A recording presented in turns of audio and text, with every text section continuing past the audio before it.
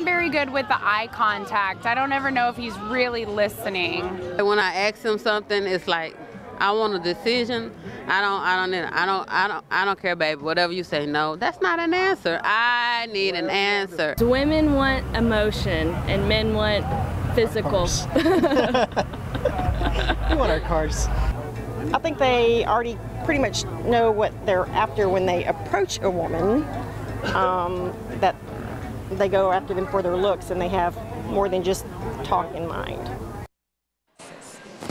And welcome back to Houston Life. Now we are back with marriage and family therapist Dr. Viviana Coles and certified sex therapist Emily De Ayala. And of course, we can't forget about our very special guest today, Mr. Man, the defender of the male gender. We've altered his appearance and voice today so he won't be subject to, you know, making all of us mad, making women mad, making men mad because he's giving away the secrets. Or violating his man card. Exactly. So listen, in the previous segment, we were talking about some of these male stereotypes. But Mr. Man, I want to start by asking you, what are some of the things that drive you crazy about women? I hope this is a long segment. He hopes it's a long segment. I got a list. I'm going to pull out my list. We're going to talk about these things because I think this is a good overall overview. They always have something, they always have to do these unimportant tasks. Like you're going to a party, you're going to a movie, you've got some big event to go to, and all of a sudden, all these mundane tasks become important, and showing up on time is not important. Well, wait a minute. No. Hold on. We're just getting those tasks done so that we're done and it's all completed before. And we can enjoy. Yeah. I mean, if you're going to enjoy the party, you can help with some of the tasks. Yes, that way we can get out of the door on time. You had all day to do this. We 5 o'clock in the afternoon. to do this. Is this gender specific? Because guys, I've got to tell you, I had an ex who did this. We'd be going to the airport, and he'd be like, "Oh, I've got to run to get something to eat." So, is this really a gender thing? I think a lot of it has to do with who in the relationship takes most responsibility for getting these mundane tasks done. Allegedly, Woo, Mr. Man, you just got an eye roll. I guarantee, Mr. Man, you will miss these things if they're not done anymore. I guarantee it. Or are you threatening to leave him? What's your next thing, Mr. Man? No matter what restaurant, we're going to go out and eat dinner. No matter what restaurant I suggest, it's no. Because we already know where we want to go. Then why don't you just say it? You're like, you pick. I picked 4 of the top restaurants you love. You don't want to go there. Well, because then if we do pick, then you tell us we're being bossy and controlling. So I think at times it's just a matter of, we do have a preference, but we want to give you a chance, because if you feel really strongly about something, maybe we'll choose to give you that one.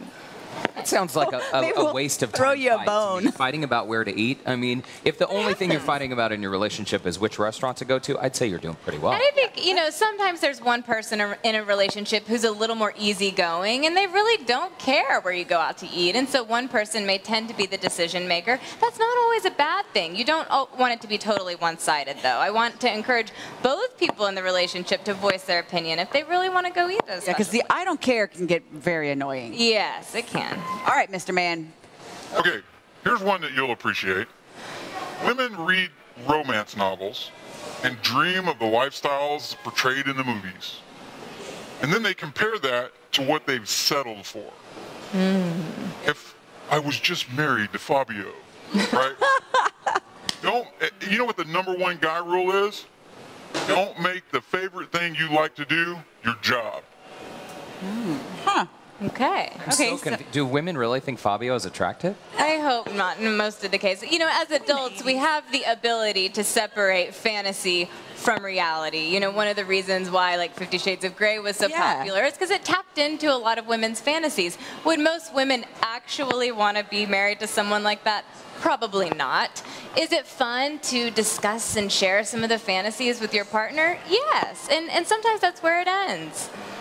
Sometimes it ends in a real good night. Yes, I find that a lot of the clients that come in that have had issues with infidelity or something, it's because they haven't been able to figure out what's fantasy and what's reality. So I do think that a lot of times just now we're really asking women to tap into fantasy, whereas men have been using that fantasy file for ages. And it's really hard for them to Shades of Grey is differentiate. the first thing that I can think of for women that's really come forward to tap into that fantasy. In the mainstream. Yeah. And you do, I encourage both people to be caught, wary of that grass is always greener on the other side. It's really important to practice gratitude in your relationship and talk to each other about that. Share your appreciations for your partner. It goes a long way for both sexes. All right, Mr. Man, share your next one.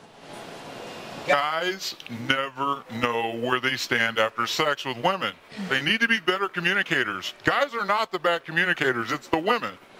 They say, hey, I'm naked, make me happy. Well, that's because y'all go to sleep right after. No, I'll give him this one. I will give him this one because women are notorious for, yes, they do want to talk after sex, but they don't want to get the kind of feedback that the guy is wanting, which is always a bravo. Like a performance review? Awesome. Do you really want a performance review, Mr. Man?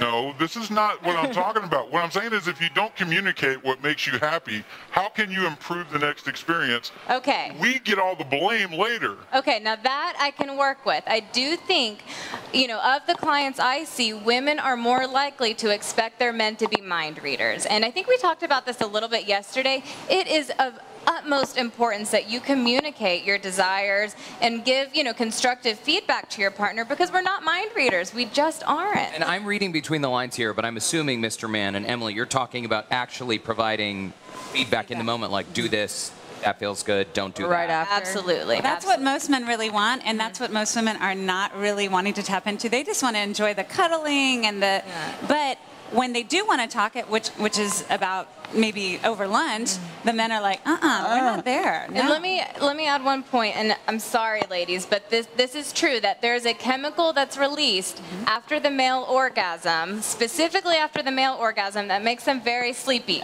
And it's not released in women, so there's a bit of a gender difference. It's not our fault, guys. Men's melatonin. We got to leave it there. We got to take a break, guys. Dr. Coles, Emily, and Mr. Man will be right back after the break. Don't go anywhere.